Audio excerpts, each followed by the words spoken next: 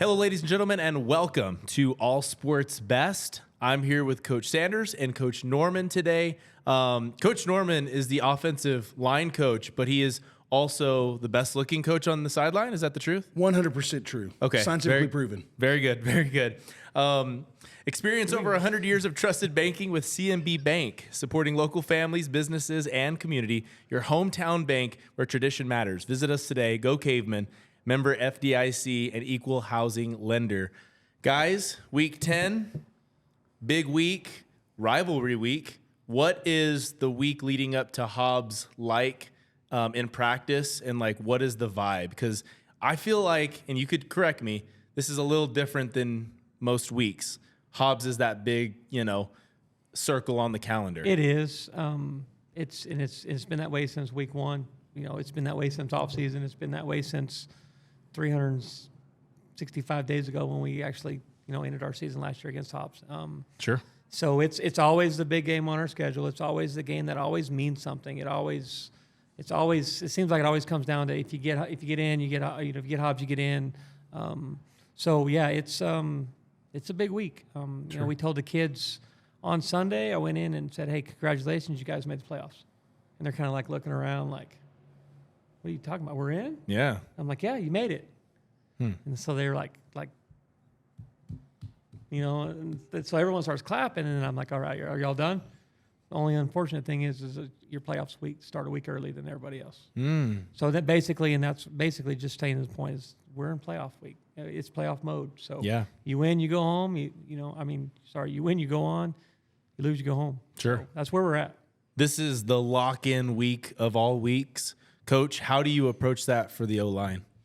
Everything we've done this week, I will say the kids have responded. Okay. Everything is about being as perfect as possible. Every rep is precious, and the kids have really bought into that because they understand if we want to have a chance to beat Hobbs, who's a good football team, we have to play perfect. Yep. And the kids have bought into it, and there wasn't a whole lot I had to do. That, as Coach said, that once Sunday started, the kids understood who we were playing. And my group has responded really well to elevating their game and their preparation and their mindset for this game. Sure. How did you get players to buy in to you this year, your first year here at CHS?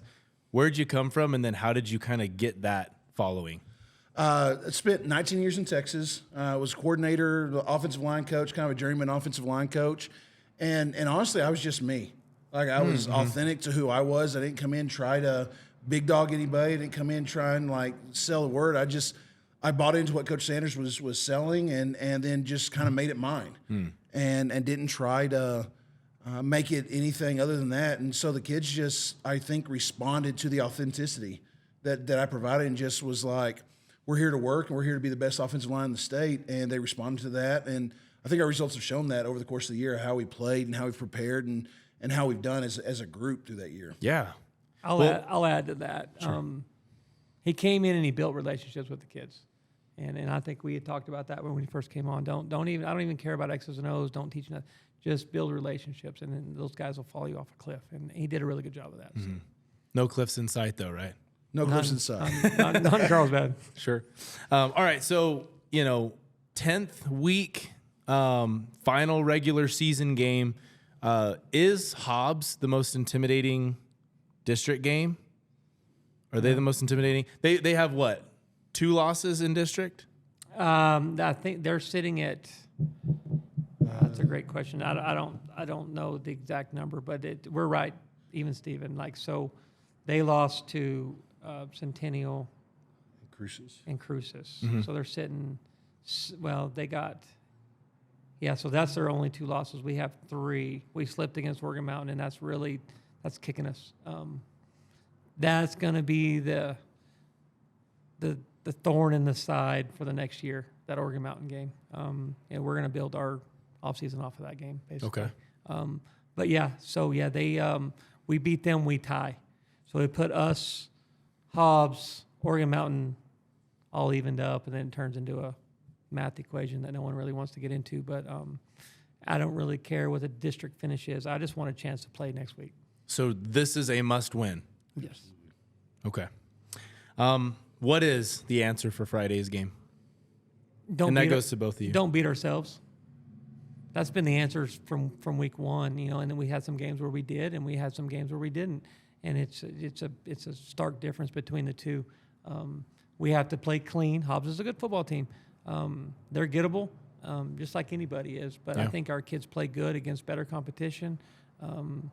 We just got to stay out of our own way. We can't make the silly mistakes. We can't have special teams mistakes. We can't have, you know, just the little things that get us behind the chains and now we're chasing downs, or, you know, let something big happen on the backside on the defense, or, you know, just all those little things that have just plagued us a little bit this year. So if we can limit those and, you know, in the same breath, turn it around and get some of those on our you know, for the positive on our end, get a kickoff return, get a punt return, get a some kind of special teams big play, or a, you know, a defensive turnover, you know, something to spark us and rock and roll and get you know, that +1. That's going to go a long ways. So a clean game. Clean game. Doesn't have to be perfect, but clean. Centennial and Las Cruces both beat Hobbs, like you said. Do you guys go back to see those games and see what kind of the difference was there, or is it all about just we're playing what we're doing, we're not worrying about what's worked against them? Yeah, we watched every game they played. We've watched every snap that Hobbs has played this year. Really? Offense, defense, secondary. Yeah, I mean, we start from day one, and I imagine they do the same thing for us. You know, and we do that for every team. It's not special to Hobbs. So, like, you know, we've watched every play from Cruces up till 9 games. So that's just, you know, some coaches don't do that. They just do the last 3 or 4. But I think if you take the whole work of art, you can really, you know, you get bigger numbers, you get larger numbers. The tendencies start to come out a little bit better. And of course, teams change throughout the year. We're different from when we started, and you can actually see that through the film study and in our breakdown and stuff. But yeah, it's every play, like, so, you know, there's nothing that they've done that we hadn't seen. So nothing that they've done will surprise you now. Well, no, they'll have something. They'll have that you haven't seen, though. They'll have stuff that we hadn't seen, and we have stuff they haven't seen too. It's just we hold stuff for Hobbs every year. They hold stuff for us. Some trick plays. Always trick. Oh, there plays you go. in the books. Yeah, Coach. How does the O-line stack up against their D-line? I'll be 100% honest. I'll put my O-line up against anybody in the state. I love that. Our attitude, the way we work, the way that we attach it. Yes, we may be undersized. We may not pass the eye test, but I'll put my guys up against anybody in the state. Hobbs is bigger than we are, but I don't think they're not going to have a team that's as gritty or as I don't want to necessarily say violent, but as tenacious as our group is. And so I think they're going to be challenged beyond anything they've seen up to this point because of the way we play up front. Working with the players from last year coming into this year, what was it about maybe some of your knowledge about technique and stuff like that did you implement? Did you change some things, just maybe small things?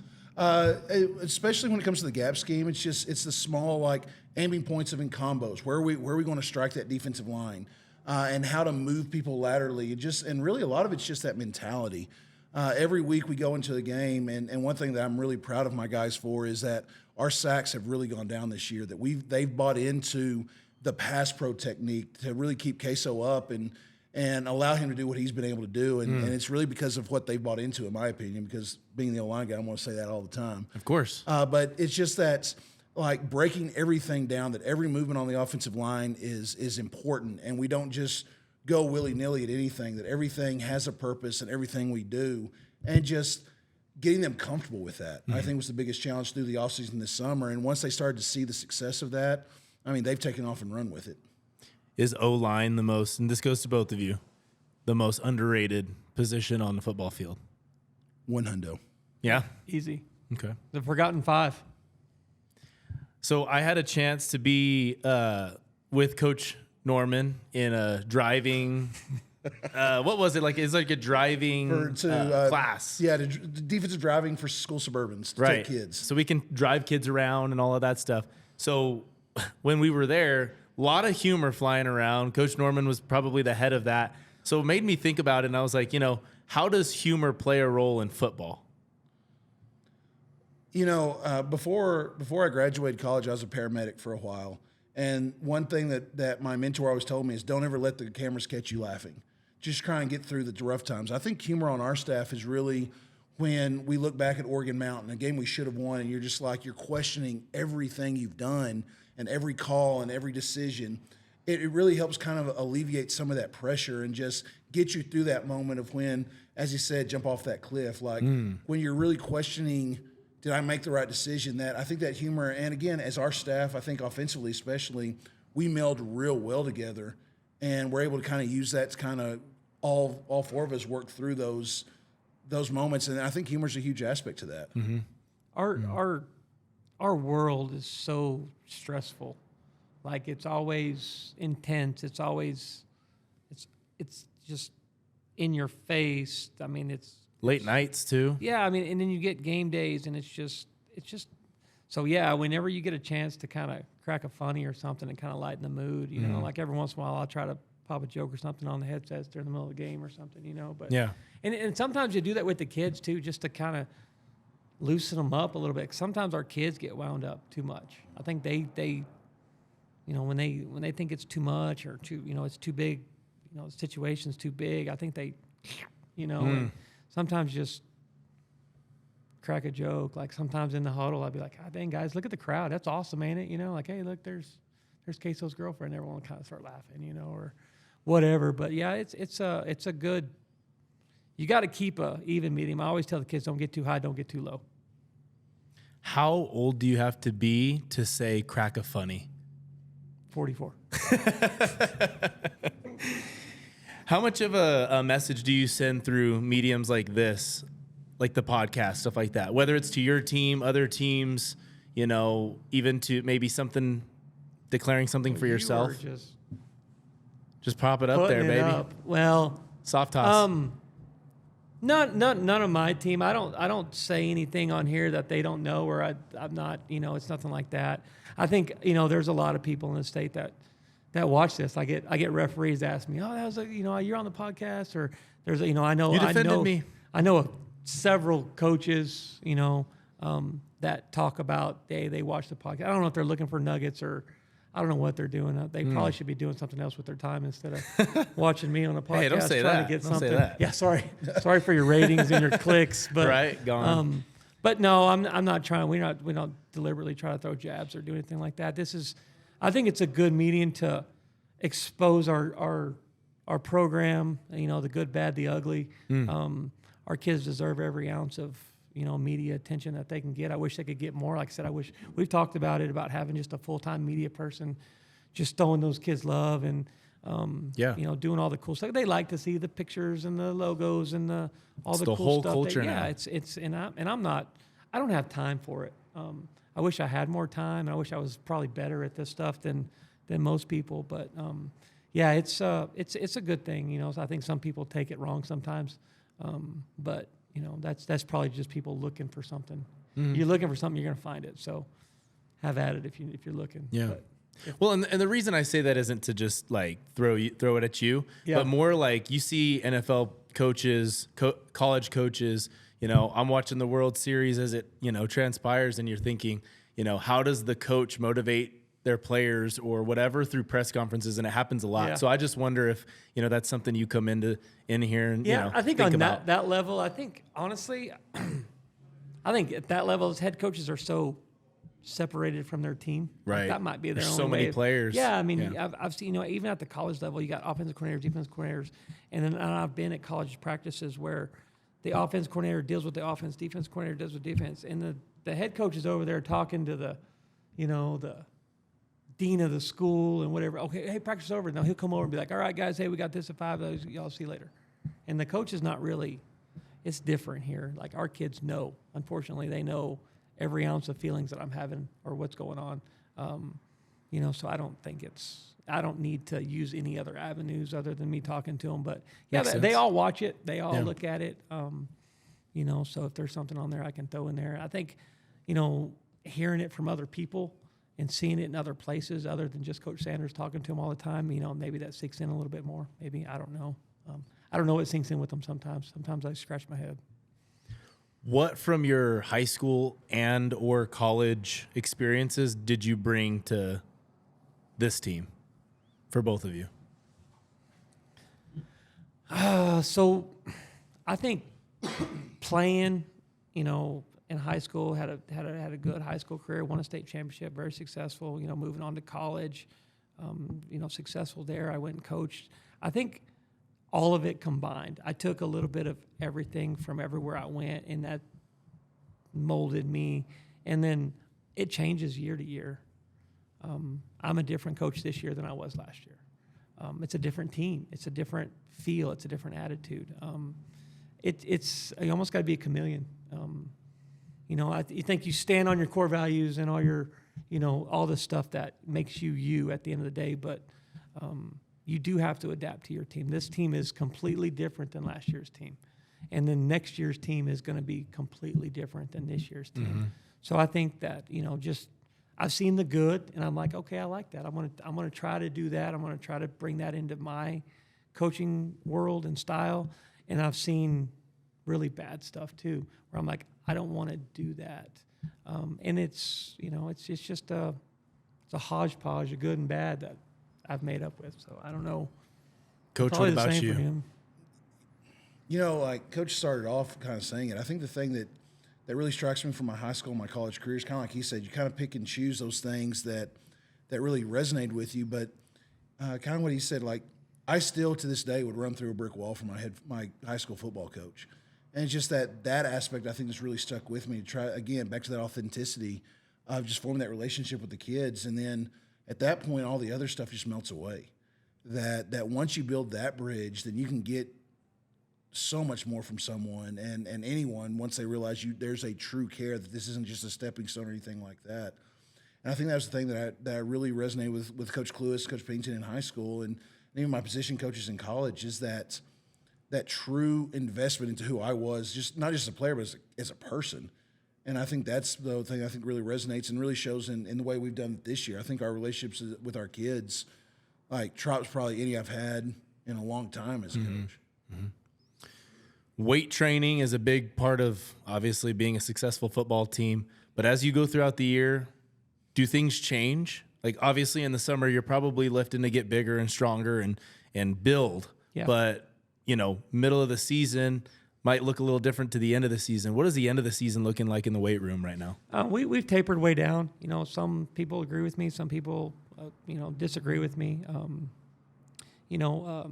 Right now the time is so valuable. And everything is so that the meeting time and the practice time is we almost substitute some of that lifting every once in a while to, hey, we need a little bit extra work on pass pro. So instead of going to the weight room today, let's go out on the field and let's work some pass pro. But we still maintain. But we're not trying to build any strength right now. We're just trying not to lose anything. Stay healthy. Keep those guys, at least a little bit of umped in their, in the tank to finish it off. But yeah, we've cut way back. So I'd probably say the last 2 or 3 weeks the last 2 weeks we've really slowed down a little bit. We were lifting 2 or 3 times a week, and it's slowed down a little bit. But just the nature of the beast at this point. That as soon as we're done, we'll probably let them rest for 2 or 3 days, and then 2025 here we come. So. But we're not going to be done very soon. I hope not. That's the plan. That is the absolute plan. We brought some freshmen up. Their season's over, and it's good reps for them. It's good, a lot of those kids, they're not going to come up and help us on a Friday night, but it's really good for them to get an extra week of practice. You get a playoff week, you get an extra week of practice. You look at teams like, Cruces and Centennial and those guys that go 3 or 4 weeks deep every year. Think of a freshman or a sophomore that comes into that program and they go 3 or 4 weeks deep every year. Their senior year, that's 12 weeks. That's a whole season. That's a whole nother season in pads that they've got to practice. That's huge. It is. Every ounce every extra practice you can get, or extra day or extra week with playoffs it's golden. Coach, I've always wondered this because I know that pancakes are very highly valued for offensive linemen, right? Absolutely. Is that the best thing you can do? Is that like the number one goal?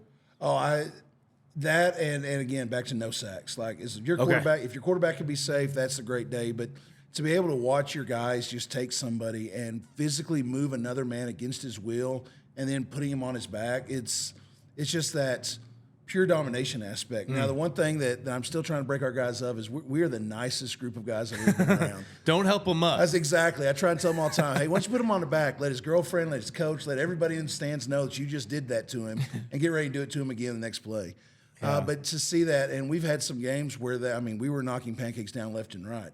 And to see it, especially, again, as I said, we're not the biggest group, but to see our guys sit there, take somebody like the middle linebacker from Cruces and take and drive him and then put him on his back. It's just that, we're doing what we need to do. And it's just that kind of beat your chest moment a little bit. It's easy to, record yards and catches and all that stuff. How do you keep an eye on pancakes? Do you guys record them somehow and have it for them at the end of the game? Yeah. Yes. So we grade every rep we take for over the year. We grade, and so one of the aspects that I keep up with when I'm grading offensive line are pancakes over the year. And so I have a little spreadsheet that I've been keeping up with that we've got all of our pancakes of all of our players over the course of the year. And at the end of the year, I'll give it to Coach Sanders, be like, here's where we were. And very cool. And all that. Same thing with every position has that. They get graded. They get production points. They get get plus or minus. You get effort. You got lineman assignment. There's just people just think let's go watch film. It's not near that elementary. It's pretty in depth of how they grade. Sometimes the kid gets a plus or minus based off of this foot went here instead of here. So, they grade everything. They're under a microscope for sure. And what is officially a pancake? Is it just somebody fell down backwards, or does it have to be back to the ground? It has to be back to the ground, and we're on top of them. Okay. And then you finish it off appropriately. And the guys that are watching, they know what I'm talking about. Okay. So, but there's a way to finish your pancake, and that just seals the deal. With syrup. We're gonna look and see if I can try and depict that. Or pick that up in the game on Friday. Good or willing, you'll have a lot of them. So that's the plan. Hopefully, absolutely.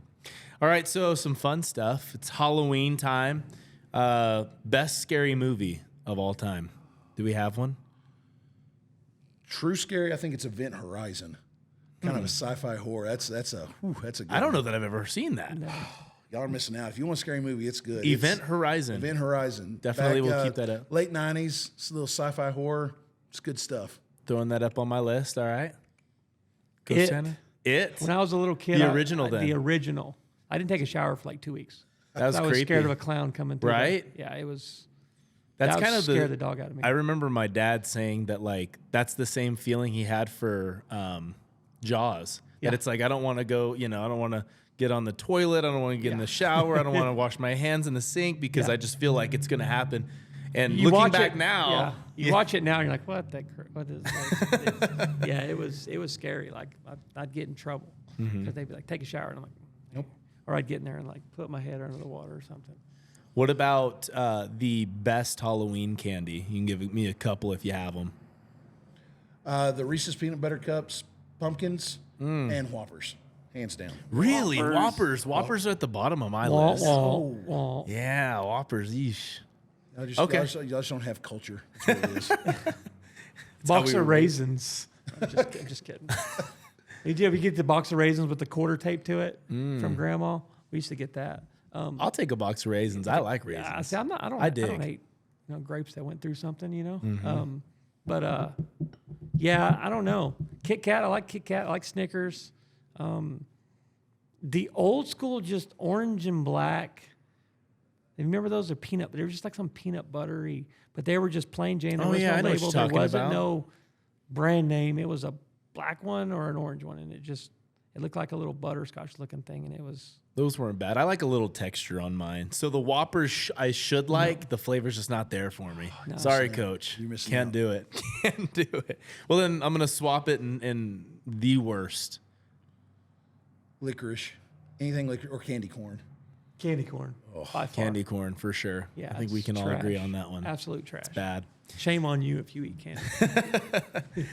All right, so what do we need to see out of our crowd on Friday? It's pajama night. I remembered this theme this time around. Nice. My students were more hyped about pajama night than any other time because they get to wear pajamas to school, which they already do. Yeah, I'm saying Yeah, half I should say. of them do it anyway. Right. So, I mean, they get to wear it and don't get anybody to tell them about it. So, What do we need from the crowd Friday? Everything that you've done, plus 10. Like, we need a great atmosphere because our kids feed off of it and they play well for it. You know, we need that place packed. And I don't know, you know, there's supposed to be some weather Friday night. You know, if there is, bring a rain jacket in your pajamas. Like, we need every one of you guys out there. We need horns blowing. We need kids in the stands. We need everything you got. You know, it's going to be, you know, if we get in, we're not going to host a playoff game. I mean, if we can get in, we're going to get in towards the lower half of that thing. So we're probably going to be on the road. So this might be the last chance the Cavemen play here this year. So give me everything you got one more time. What do we want the crowd to be chanting towards the O-line? You know, my cowboy told me to wear my shirt tonight, so I did. So, hey, ISUF. What is the shirt? It's just our ISUF. It starts up front. Ah, I like it. That's Reppin'. what's on the back of it. Run the damn ball, baby. Let's go. I love to hear it. Guys, thank you guys so much for being on, and wish you guys the very best of luck. I appreciate it. Appreciate it.